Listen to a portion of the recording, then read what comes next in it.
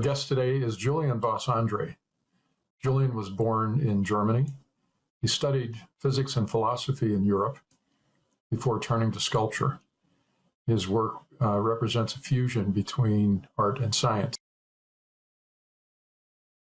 Recently, in Portland, there was a sculpture installed anonymously at Mount Tabor Park. It was a bust of York, who was a slave who accompanied Lewis and Clark on their journey across the country. Were you aware of that? Have you seen the sculpture? I haven't seen it in person yet. I meant to visit it, but I haven't done it yet. But I saw it early on Facebook. Libby of Form 3D actually posted it, I think before it was even out, because she was working on it. And I thought it was a cool idea. You've done some pieces recently that featured representations of specific people. Do you want to talk about that a little bit? Yeah, I've done along similar. Well, I'm actually working on one right now, which is a bust of the so-called Lion of Gaza, the last dynastic emperor of the Gaza Empire, which is now Mozambique mostly.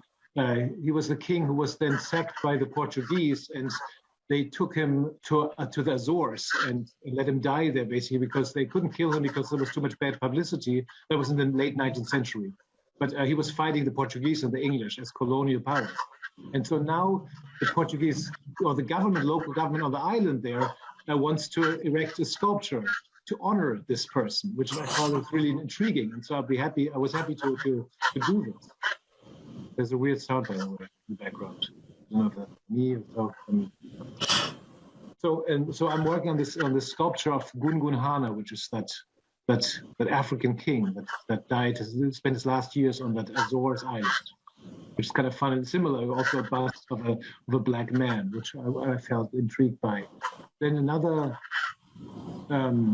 piece I recently installed earlier this year was of 5 grown-ups and 1 child and 1 chicken, who are actually real people and a real chicken, which are Portland activists, which stand in as a group to represent social justice, social change, which is for a social justice park, the first of its kind in the nation in Columbus, Ohio. You've done a number of commissions recently. Tell me about how you feel about public monuments like those when you are honoring a specific person. What do you bring to that?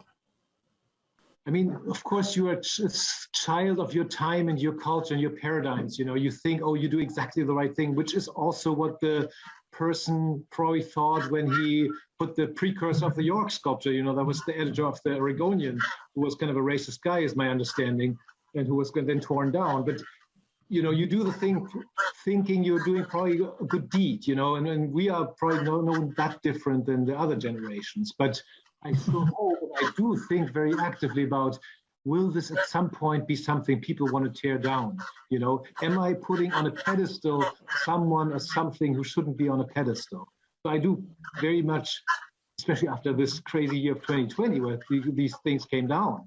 I do think about that a lot, and I feel it's kind of a gift that we have that we get to talk and think about this, before, we do something and then it's on the pedestal and we don't realize just how important that becomes in the mainstream, So we have a responsibility as sculptors there. When you create something, some iconic piece as a monument, what is the emotional or psychological impact that has on you, short-term or long-term?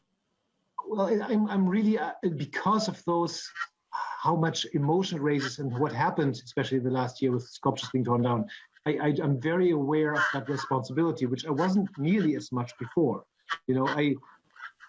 Actually in my practice, I had a situation where I had to change a sculpture, and I'm not going to go into any details, but I had to change it midway because it became necessary to change that person. So I had to, actually, because I was so acutely aware that this cannot happen, that you put the wrong person on the pedestal. And I had other instances. I had a prospective job in the United Arab Emirates, and it was about tolerance. And I proposed, actually, that was the person for this Columbus piece. There was a group of people, and I had very specific idea what I wanted them to look like.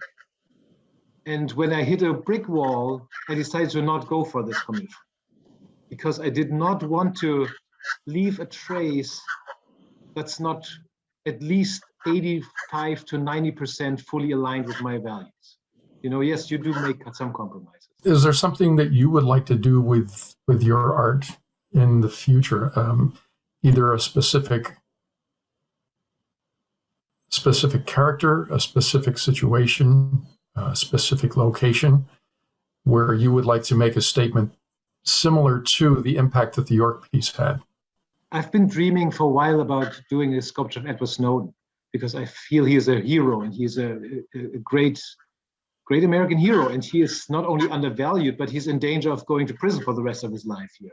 And I think that's incredibly wrong, and we should do our job, our part to exonerate them, and is that how it's called? Like to make him be okay again in the mainstream, because there's still many people who think he's somehow a bad guy, you know, which is the opposite is true. He did an amazing revelation. That was a huge service under great personal sacrifices.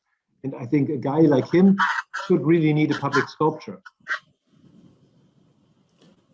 Interesting. Another thing I've been dreaming about, but that's probably a little too crazy to say.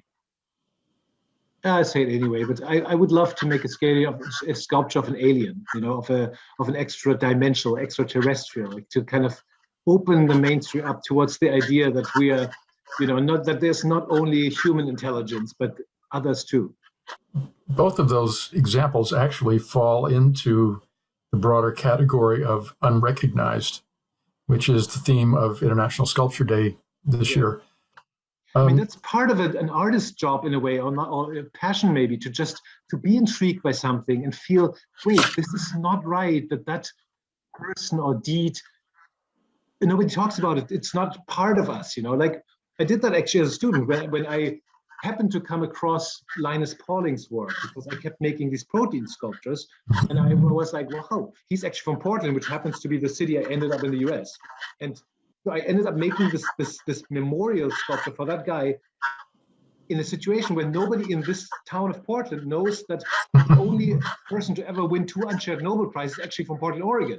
And there's nothing here, not even a plaque, you know? So it is a big part, I think, of doing art. Not only 2 Nobel Prizes, but in 2 very different disciplines.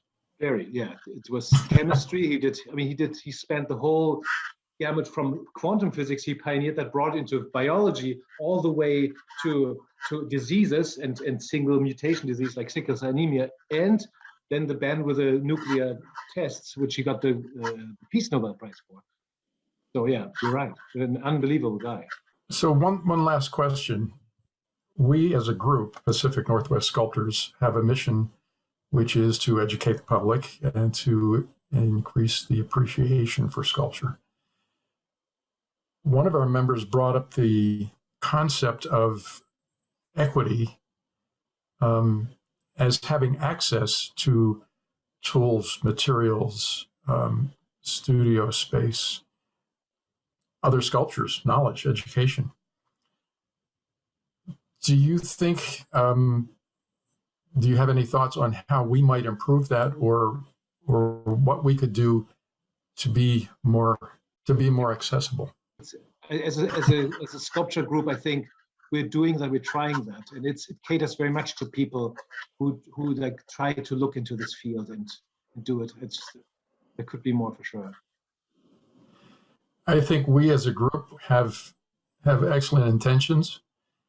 I think we as a nation, as a culture, are maybe finally just coming to terms with the fact that we don't even know how privileged we really are.